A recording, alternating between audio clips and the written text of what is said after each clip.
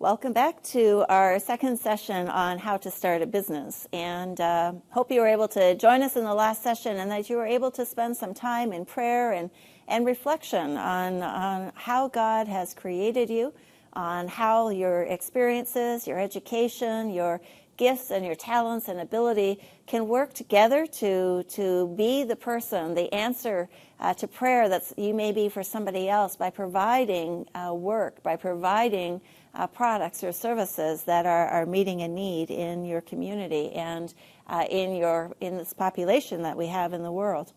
And so as we were left off the last time, we were looking specifically at our personality, and there's a lot of things that we can explore about whether we are a person who wants to do it now, or whether we're a person who wants to do it right, or whether we're a person who says, let's do it together, or whether you're a person who says, let's do it, but let's have fun while we do it. And those are just 4 different types of personalities that we can have, and sometimes we're a combination of those things. But what we did was we wanted to look at 4 different areas: prayer, reflections, observations, and discovery. And so part of the personality was the reflection on who we are. And so I have a few more questions. I hope that you were able to discuss with other people about how they see you and what gifts and talents they see in you. I know when I've asked people that sometimes I'm surprised at what they tell me because I don't recognize it in myself. And so I hope that you were able to have those conversations. We want to also think about, whether you prefer to work inside or outside.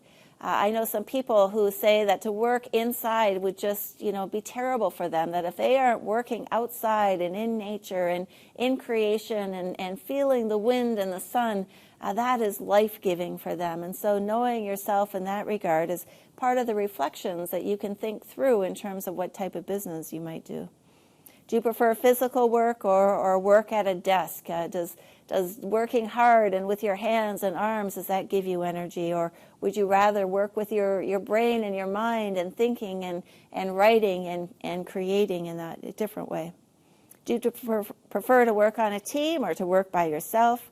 Do you enjoy selling things? There are those of us who love selling things because we get to interact with people and it just comes naturally. And others of us who might be a little more introverted, it's not the best thing that we want to do. It's not easy for us to get out and sell things. And knowing that for yourself is also an important thing. And then do you enjoy solving problems? Are you the type of person that people would come to when there's a problem because you could find a way through it? And sometimes you are finding solutions that others are scratching their head at thinking, how did you come up with that? So some of us are gifted in that way to be problem solvers and to find solutions and a path where it might be difficult for others to see. And I want to just remind ourselves again that we are all made unique, that God has given each of us the different giftings and capabilities. And so you may hear that, doesn't sound like me, that doesn't sound like me. And remember that God has gifted you and created you for this time to be an answer. And so if you are not finding that within yourself, make sure you are talking to people, because God does not create mistakes. And you were made on purpose, and you were made for purpose, and He has something for you to do. We want to now move from reflections to observations, and we want to begin brainstorming. And I would really encourage you to do this as a group, or maybe to do it within your family, or to do it with your peer group, to think through, to begin having some observations about the community that you're in and what you are finding there. You could start by identifying community leaders and what they are doing. And the reason you might want to do that is as you think about people you know, you begin to think about the work that they are doing and how the network works together. What are some things that can spill out for those people? What types of personality, gifts, and training and experiences do they have that might be similar to your own? And what are you aware of? How well linked and well connected are you as you think about some of these possibilities? You want to list through the challenges that you see in your community. And that is often something where we would say it's a needs-based approach. You are looking for what are the needs. And of course, that's what a business is designed to do. It's to meet the needs that are in the community. the first question we ask when we look at who are the business leaders, we are looking for those assets, the good things that are happening in the community, those business leaders who you already know are making moves and are being successful. And so we want to look at the assets and to think, what can I learn from? What can I glean from those people? And then we want to also study what are the needs? Where are the gaps still that there are struggles? You want to maybe talk to other students. If you are in a school setting or in a university setting, talk to them about the challenges that they see even in the school setting and what are the needs that are there and the opportunities that are there. Identify what changes you're seeing in social media and on the internet, and what is it that you are picking up on, especially for those of you who are spending a lot of time on the phone and recognizing that the world is changing and it's becoming global, and the way we do business is also changing. The way we shop is changing. The way we purchase is changing, and understanding that there are potential needs and opportunities in that. Make sure that as you are talking to people not just in your age group, but in different age groups. Understanding that the needs are going to be different depending on the age group. Make sure you're talking to different genders. Make sure you're talking to people from other people groups who might be in your city and in your town, and spend some time doing some research. I've never heard anybody say, I regret spending so much time on research. I have heard many people say, I wish I had done more research before starting the business.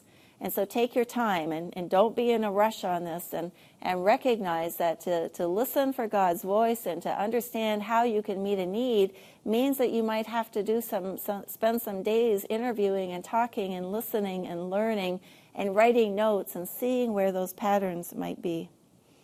And so my encouragement is, as you begin to gather this information, you begin to see some patterns. And my encouragement is that you take what your observations are and maybe come up with narrow it down to 20 different potential gaps, opportunities for business that you are seeing and that you are hearing and that you are thinking about. Don't make it, as I told you about Pastor Anthony had 150 and they boiled it down to one. That's a lot, and if you do that as a group, that will work. But for you yourself, make sure that you're coming up at least with 20 as a starting to begin to be able to work down that number. And so what I want to do now, understanding that I don't know where you are as you're listening to this, and I don't know who you are or your personality or your education, your experiences, I just want to talk in general about some creative business ideas. And the hopes in this is that it will spark some conversation in you. It will spark some ideas to begin to flow as you talk with others. It will spark some ideas of who you need to talk to as you are considering where God might be leading you.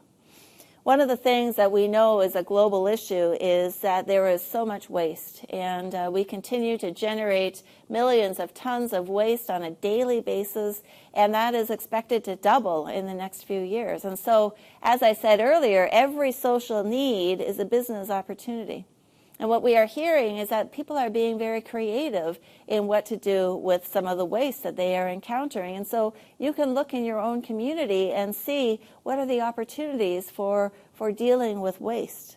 One of the things that we have a team who is in West Africa, and they are making housing bricks out of plastic. And so they are melting the plastic down and they are forming bricks, and these bricks are actually stronger than cement and sand. And so this is a good way to reuse the plastic in a way that will be good for housing, that will not deteriorate over time, but will be there for the long haul. And so you can check out other things that people are doing with plastic. And I visited a company that was in Ghana, and they were called Trashy Bags.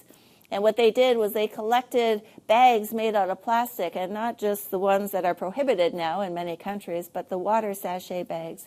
And they were actually making them into backpacks and into duffel bags, and they were making them into raincoats and rain hats. And so there is a lot of creativity in looking at the waste and how to use it. I've seen people make fencing posts out of plastic. I've seen people recreating tables and chairs out of plastic. And so there's lots that we can do to recycle and to reuse as well. Some of the other things that we look at in terms of a growing population and how to have a positive effect on that is making stoves that are more efficient in terms of wood burning. One of the things we know that is happening is a lot of deforestation, and we're losing the trees, which provides such a critical thing to our world in terms of carbon dioxide and oxygen, as well as the erosion that can happen when we are cutting down our trees. And so having more efficient stoves that use less wood is something that is also good.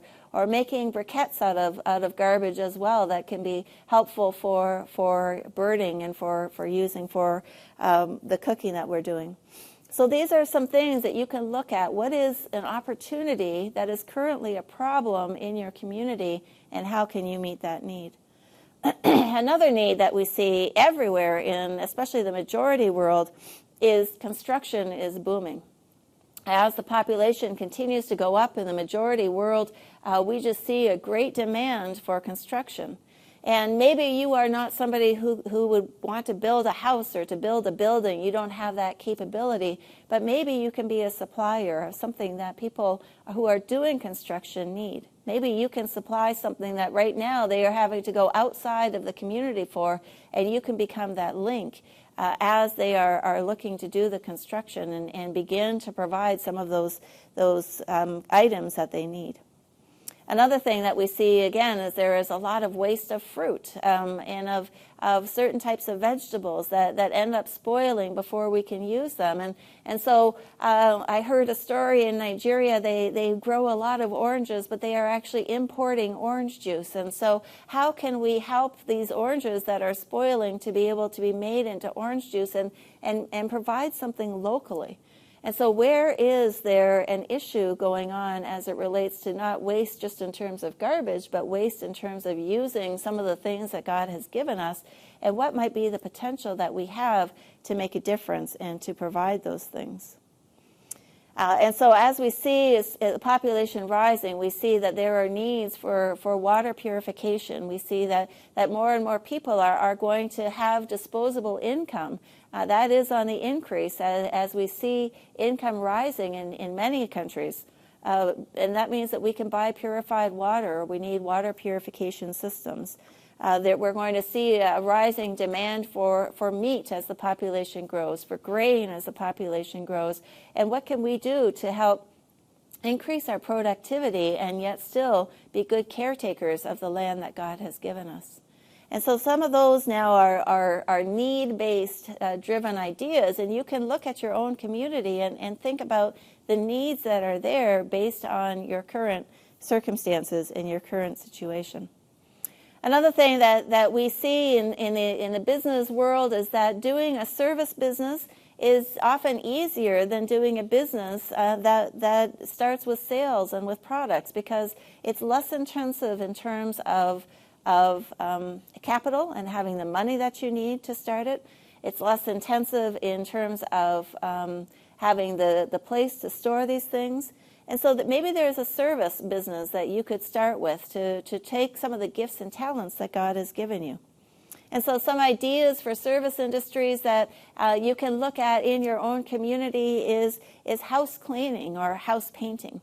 Again, as people are beginning to have more two-parent families that are working, there may be a need or a desire to have somebody do the house cleaning for them, or maybe the painting of different houses and businesses. That can be a service that you can provide.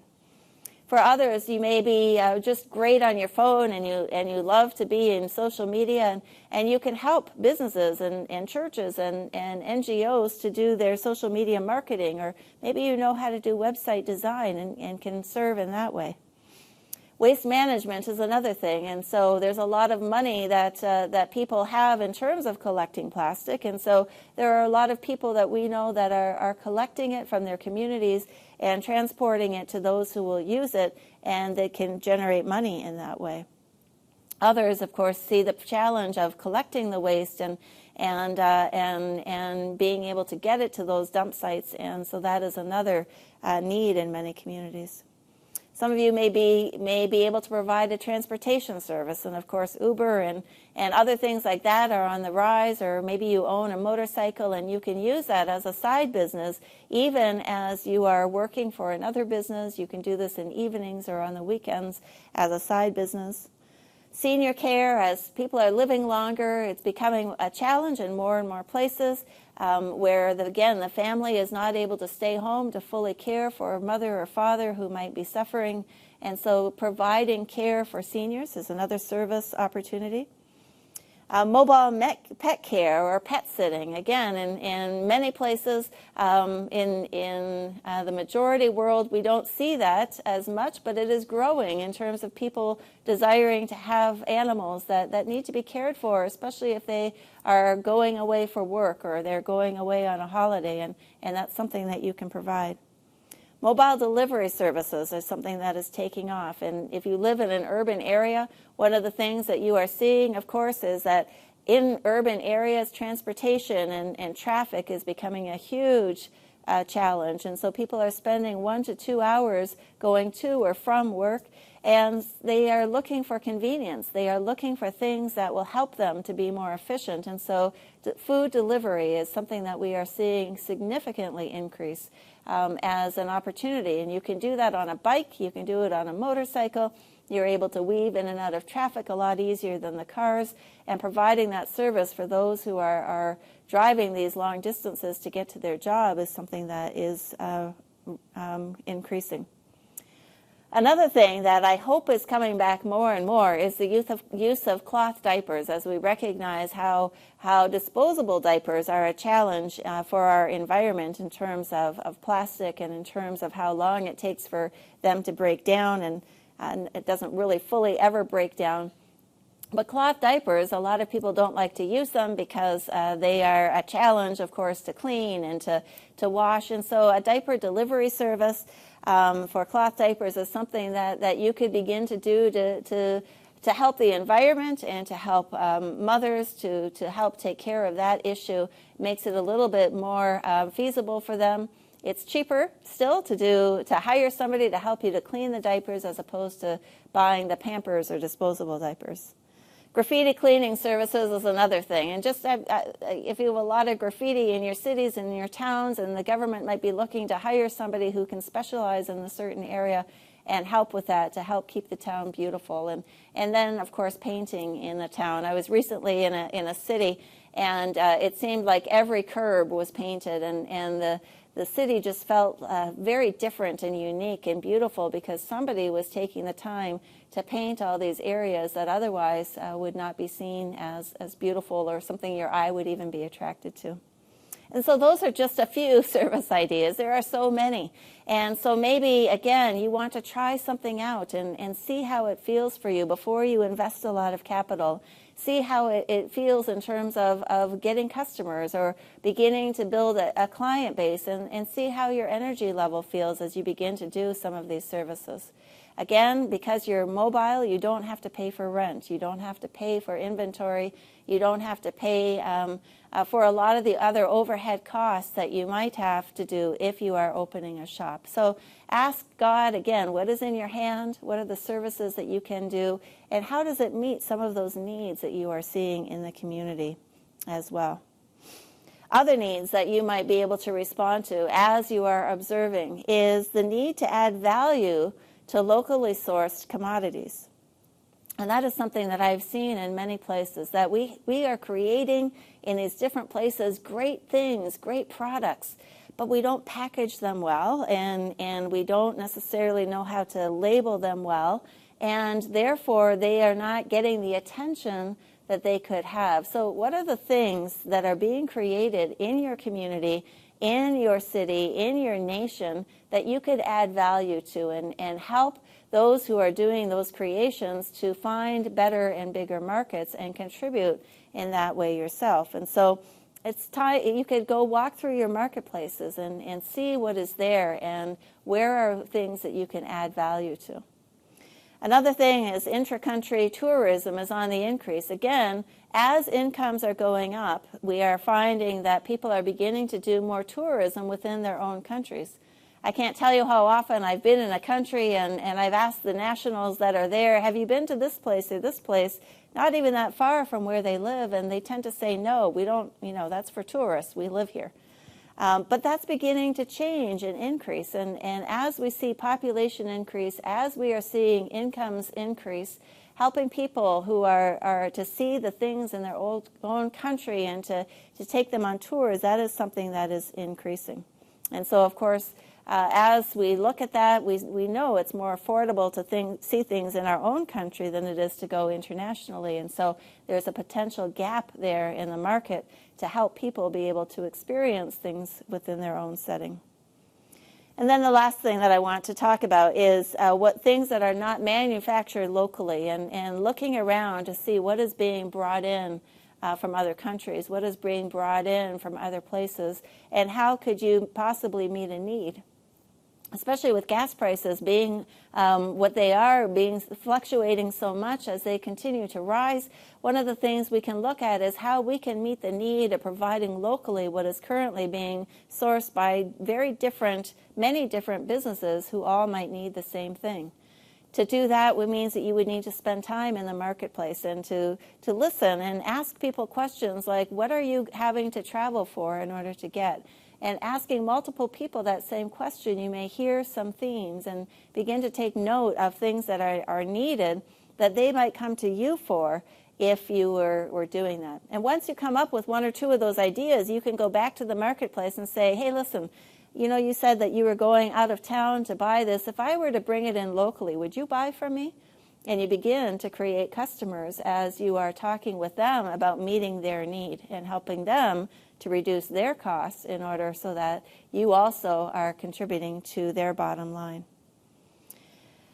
An example of that is something that I thought was interesting was matches. Matches is still a very highly used commodity throughout the world. And I was reading that the top importers of matches are Nigeria, the U.S., and Tanzania. And so that matches are, I'm told, not that difficult to make.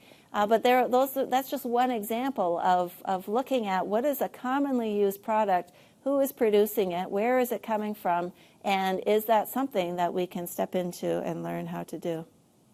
I want to give you an example of a businesswoman that I met and had the privilege of spending some time with and understanding her and her business. And her business was called 12 Baskets. And 12 Baskets was a business that was named after the time when Jesus fed the 5,000. And after he fed the 5,000, they collected 12 baskets of uneaten food, the bread and the fish.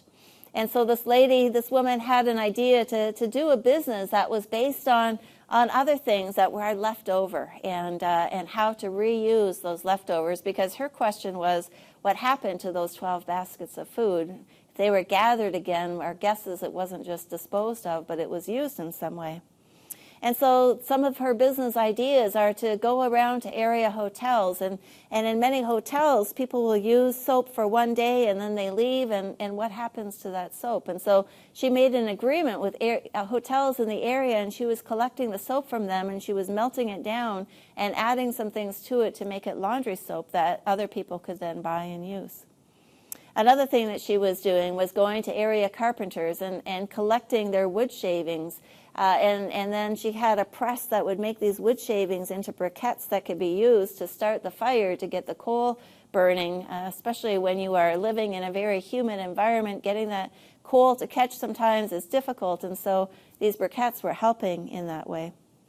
Another thing she was doing was going to area tailors, and she was asking them to just save the scraps of material that she was having, and she was taking those scraps of materials and she was sewing them into beautiful shopping bags.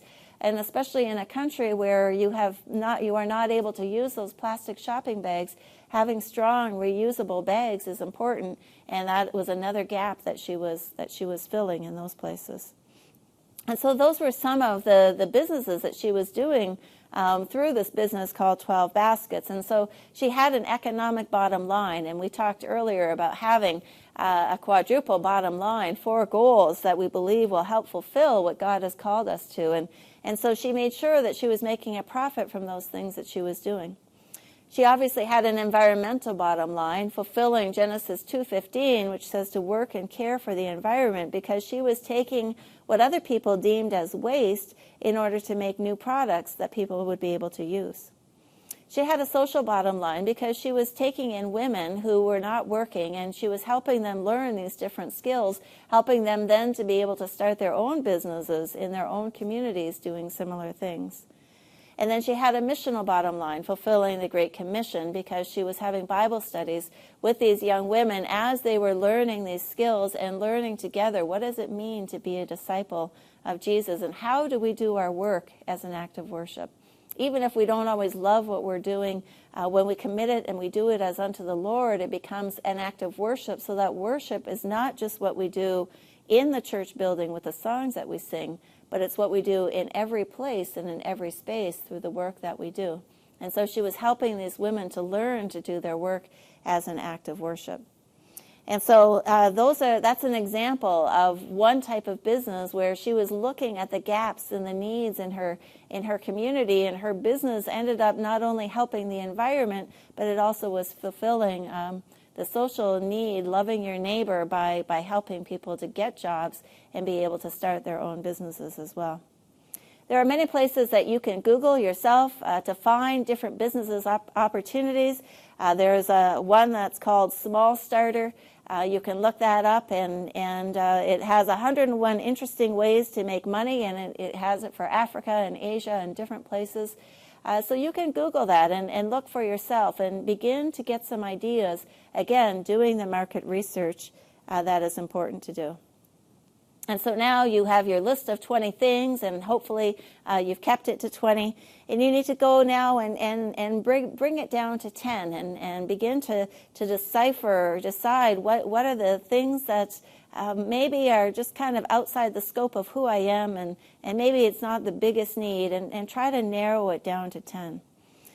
From there, you want to run it by some people and try to bring that number from 10 now down to 5. And again, you are praying about this, you are talking about it, you're doing research on it. You can't do research on 20 things. That's a lot to do research on, but you can really go deep with those 10 things or with the 5 things as you continue to ask for feedback and learn about what God is telling you. Then, as you take these 5 things now, begin to enter into discussion with others. Take those 5 things even into the marketplace and ask which of them is most needed in the community. And don't be afraid just to do some interviewing. It doesn't have to take a long time. It can be 1 or 2 days that you're going out there and talking to people. Ask them which of these businesses would fit you and your skills the best. And you might want to ask, of course, family and extended family members or friends or church members to see, as you look at these 5 different opportunities, which do others think would resonate well with what they know about who you are. Ask them to have them help you identify what would be needed to get this business started. What are the things that you already have in your hand? What are the things that you would have to acquire? And what would they tell you about those things? Whether it's experience in some areas that you might not have, whether it's some education that you might not need yet, or whether it's capital outlay, things that you need to put out for capital needs and assets that maybe you aren't yet aware that you would have to get in order to have this business. So again, interviewing and doing that research and getting more information is good. Don't be afraid as you begin to talk to people and you ask them questions about your gifting, that you might end up having 5 things on your list grow back to 10. And that's okay. This is a time for the research, and this is the time where you are asking God to show you. And so somebody may speak into your life and you're saying, no, I went from 20 to 10 to 5. These are the 5.